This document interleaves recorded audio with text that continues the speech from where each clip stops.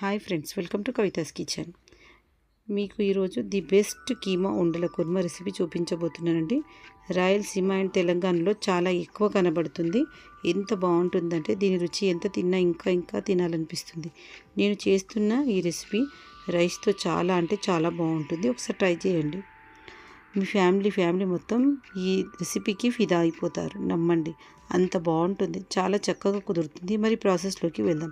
So friends, కొత్తగా చూస్తున్నవారు మన ఈ ఛానల్ని సబ్స్క్రైబ్ చేసుకొని బెల్ ఐకాన్ని యాక్టివేట్ చేయండి. నేను పెట్టే ప్రతి రెసిపీ మీకు వరకు ముందుగానే చేరుతుంది. ముందుగా కీమా ముట్టీల కోసం నేను 1/2 kg వరకు మటన్ కీమాను తీసుకొని క్లీన్ చేసి ఒక స్ట్రైనర్లో వేసి తీసుకున్నాను.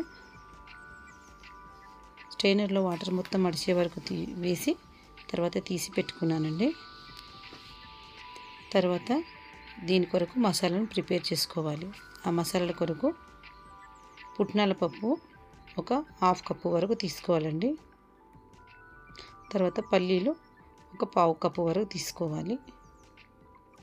నువ్వులు ఒక టేబుల్ స్పూన్ వరకు తీసుకోవాలి. తర్వాత స్టవ్ పైన ఒక ప్యాన్ పెట్టుకొని అందులో ఒక టేబుల్ స్పూన్ నువ్వులను వేసి బాగా దూరగా ఫ్రై చేసుకోవాలి. తర్వాత వాటి రంగు మారే సమయంలో ఒక ప్లేట్లోకి వాటిని తీసుకొని తర్వాత అదే ప్యాన్లోకి పల్లీలను కూడా వేసి దూరగా ఫ్రై చేసుకోవాలి. తర్వాత వాటిని కూడా ఒక ప్లేట్లోకి తీసేసుకొని ఇప్పుడు ఇక్కడ మనం స్పైసెస్ని రెడీ చేసుకోవాలండి. వీటి కొరకు సాజీరా, 1 ఇంచు చెక్క, 7 లవంగాలు, 3 ఇలాచీ తీసుకోవాలి. తర్వాత ఒక మిక్సర్ జార్లోకి పుట్నాల పప్పును తీసుకొని ఇందాక చూపించిన స్పైసెస్ అన్నీ వేసి కోర్స్గా గ్రైండ్ చేసుకోవాలి. చూడండి, పప్పు మొత్తం మెత్తగా అయ్యింది. దీన్ని ఒక బౌల్లోకి షిఫ్ట్ చేసుకోవాలి. అదే జార్లోకి ఫ్రై చేసి పెట్టుకున్న పల్లీలు, టేబుల్ స్పూన్ నువ్వులను వేసి కోర్స్గా ఫ్రై చేసుకోవాలి. తర్వాత అదే దాంట్లోకి 10 నుంచి 15 వరకు పచ్చిమిర్చి, కొత్తిమీర, పుదీనా గుప్పెడు వేసుకొని కొన్ని వాటర్ పోసుకొని ఫైన్ పేస్ట్ చేసి పక్కకు తీసుకోవాలి. ఇందాక పౌడర్ చేసి పెట్టుకున్న పల్లి పొడిని, నువ్వుల పొడిని వేసి ముద్దగా గ్రైండ్ చేసుకోవాలి. ఇందులోంచి ఈ పచ్చికారాన్ని ఒక 2 స్పూన్లు తీసి పక్కన పెట్టుకోవాలి. దీన్ని గ్రేవీకి వాడాలి. కీమాను తీసుకొని అందులోకి మనం పొడి చేసి పెట్టుకున్న పుట్నాల పొడిని వేసి పచ్చికారాన్ని వేసి కీమాకు బాగా పట్టేటట్టు బాగా కలపాలి. తర్వాత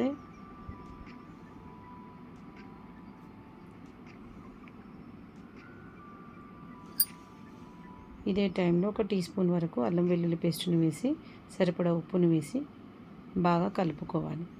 మనకు ఇది కలుపుతుంటే కొద్దిగా డ్రైగా అనిపిస్తుంటే ఒక 2 టీ స్పూన్ల వరకు వాటర్ని చల్లి కలుపుకోవచ్చు. తర్వాత డీప్ ఫ్రైకి సరిపడా ఆయిల్ని పెట్టి ఆయిల్ హీట్ ఎక్కే సమయంలో మనం ఇందాక చేసి పెట్టుకున్న కీమా మిశ్రమాన్ని ఆయిల్ చేయికి అప్లై చేసుకొని బాల్స్ని రెడీ చేసుకోవాలి. మరీ పెద్దగా కాకుండా మరీ చిన్నగా కాకుండా మీడియం సైజులో చేసుకోవాలి. అన్నీ ఒకేసారి ఇలా రెడీ చేసి పెట్టుకోవాలి. తర్వాత ఆయిల్ హీట్ అవ్వగానే ఒకదాని వెంట ఒకటి కీమా బాల్స్ను ఆయిల్లోకి వేయాలి.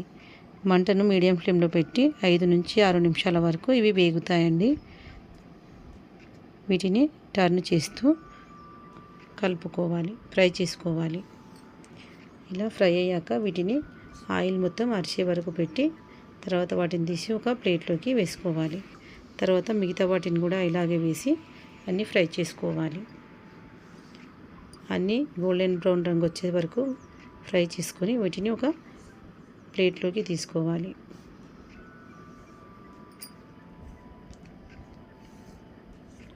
ఇవి రంగు మారుతుంటే మనకు తెలిసిపోతుందండి, తీసేయాలి.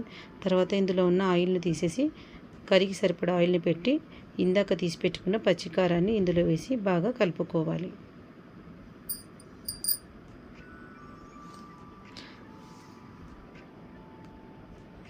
చూడండి, ఇలా కలుపుకుంటే ఇది దగ్గర పడుతుంది.